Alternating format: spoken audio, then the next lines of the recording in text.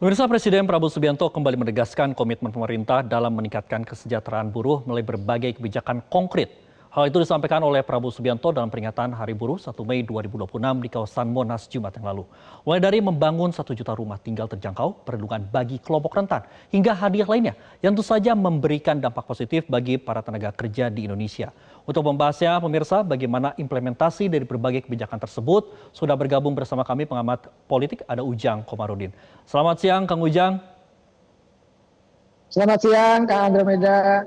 Siap. Kang Assalamualaikum. Ujang, kita tentu mengapresiasi sejumlah hadiah dan juga langkah yang telah dilakukan oleh Presiden Prabowo Subianto dalam peringatan Mei Day kemarin. Salah satunya adalah terkait dengan perlindungan bagi PRT yang telah disahkan. Menurut Kang Ujang sendiri, apakah kebijakan ini memang betul-betul menyentuh akar rumput masyarakat atau seperti apa? Ya, itu kebijakan-kebijakan yang menggembirakan, yang konkret dari Pak Presiden. Tetapi memang harus kita sama-sama awasi, harus kita sama-sama pelototi, gitu ya. Apakah betul-betul bisa diimplementasikan dengan baik atau tidak? Karena sejatinya yang menjadi program-program Presiden itu kan bagus-bagus ya, mulia-mulia untuk mengangkat harkat, martabat dan derajat dari kalangan wong cilik ya, dari kalangan kelas bawah, dari kalangan masyarakat buruh, tentu itu menjadi sesuatu yang baik, yang positif, di mana negara hadir, di mana pemerintah itu hadir, di mana Pak Presiden hadir dalam katakanlah perjuangan masyarakat kelas bawah. Oleh karena itu, sesuatu yang mulia, sesuatu yang baik dari Pak Presiden itu harus betul-betul bisa dirasakan langsung oleh masyarakat. Jadi jangan sampai programnya mulia gitu ya, visi misinya mulia, lalu tidak diimplementasikan dengan baik. Oleh karena itu, pertama tentu kita harus menyambut baik apa yang menjadi cita-cita Pak Presiden ingin mensejahterakan buruh. Ya, kita tahu Bang Andro ya, tahun 2025 yang lalu di 10 November 2025 tokoh buruh gitu, Marsina itu dijadikan sebagai pahlawan nasional. Bayangkan, begitu pedulinya Pak Presiden dengan perjuangan masyarakat kelas bawah, dengan perjuangan kaum buruh yang dimana secara politik gitu ya, secara harkat dan martabat ada dari kalangan buruh yang menjadi katakanlah pahlawan nasional. Ini kan langkah yang baik. Nah, oleh karena itu, apa yang ada dalam cita-cita Pak Presiden ingin mengangkat harkat derajat kaum buruh itu betul-betul tadi bisa kita awasi, bisa kita kontrol, bisa kita nilai bersama-sama bagaimana implementasinya di lapangan. Tadi soal misalkan 1 juta rumah bersubsidi gitu ya, termasuk nanti ada daycare-nya di situ, terintegrasi dengan transportasi dan lain sebagainya. Tentu kita ini harus kita awasi bersama agar betul-betul apa yang menjadi cita-cita Presiden itu bisa dirasakan, bisa dinikmati. Jadi bangsa ini jangan hanya dinikmati oleh orang-orang kaya, oleh para oligarki, tetapi masyarakat kelas bawah betul-betul menikmati kue pembangunan, menikmati katakanlah apa namanya kenikmatan-kenikmatan yang ada di Republik ini. Dan apa yang menjadi keinginan Pak Presiden itu ya kita sama-sama dukung, yang baiknya kita dukung, yang jeleknya kita kritik bersama-sama begitu. Kang Ujang sendiri tadi sempat menyinggung salah satu kebijakan yang juga menarik ini terkait dengan program rumah bagi tenaga kerja yang sudah meringankan begitu ya. Tentu saja memberikan tenor hingga 40 tahun dan juga DP 0% itu. Kang Ujang sendiri melihat realisasi nantinya ini akan kebijakannya seperti apa begitu. Tentu saja kebijakan ini kan perlu ada kerjasama baik dengan perbankan maupun juga dengan pihak-pihak lain. Ya, ini masih panjang ya realisasi itu. Oleh karena itu perlu ada tim yang mengkoordinasikan terkait dengan pembangunan rumah tersebut.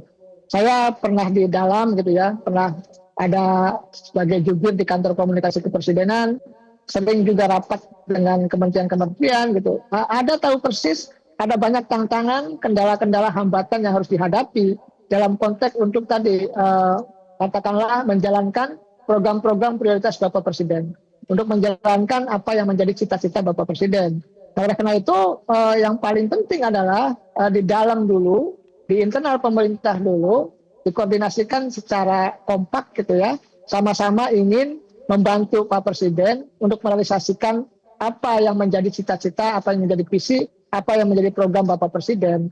Oleh karena itu tadi cita-cita itu harus diimplementasikan dengan baik, koordinasinya harus baik. Yang kedua, tentu jangan sampai ada misalkan Pak Presidennya ke kanan tapi menterinya ke kiri.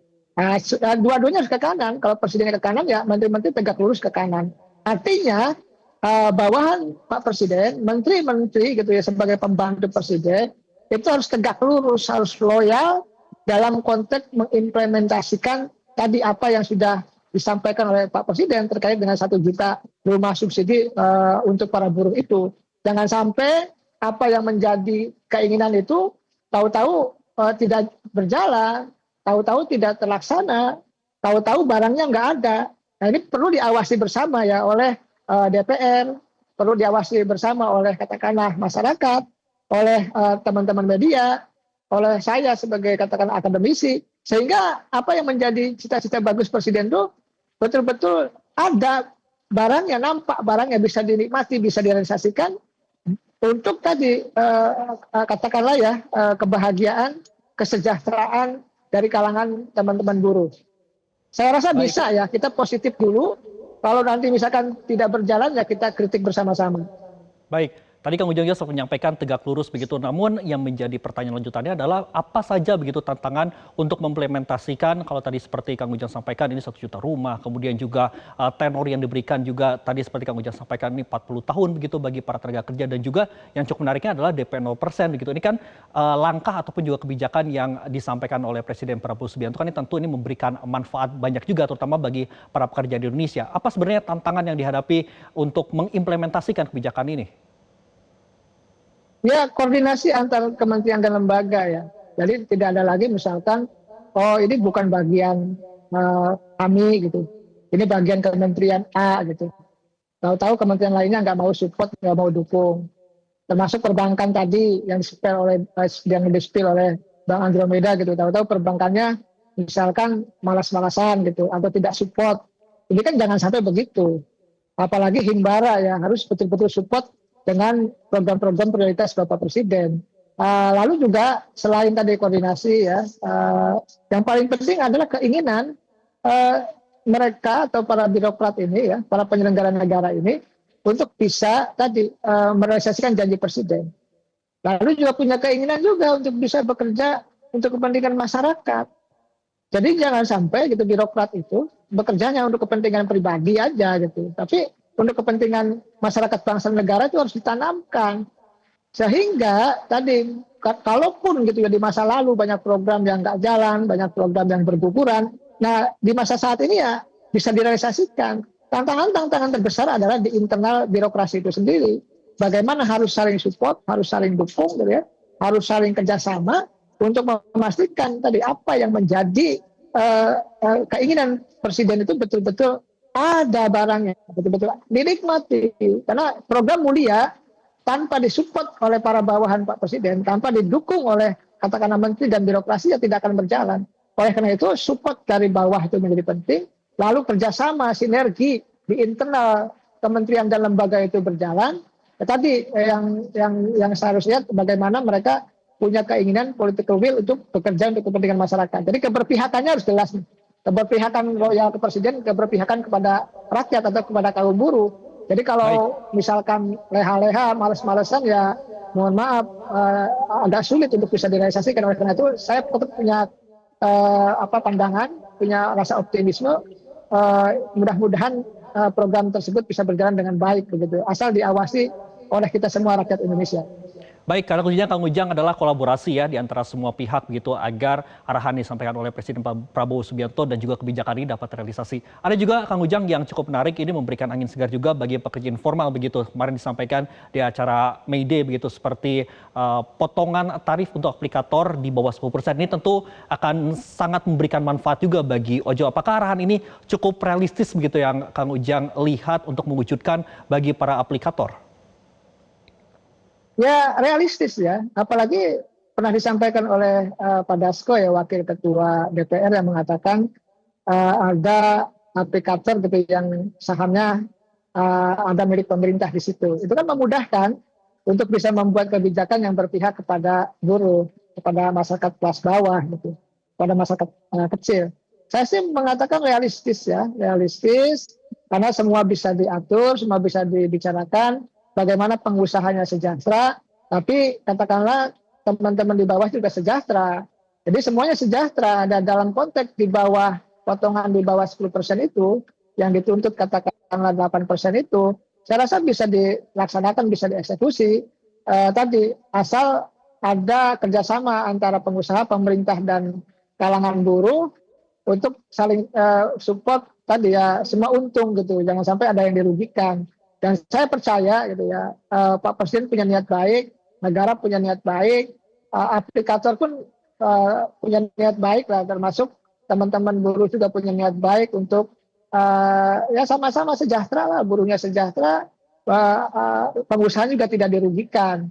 Saya pernah menerima tahun 2025 Bang Andromeda, ketika saya rapat Polhukam dulu ya, ketika saya ada di pemerintahan gitu, menerima teman-teman dari ojol itu memang mereka menderita ya, mereka tidak ada untungnya lah, mereka luar biasa penderitaannya itu, saya merasakan itu gitu.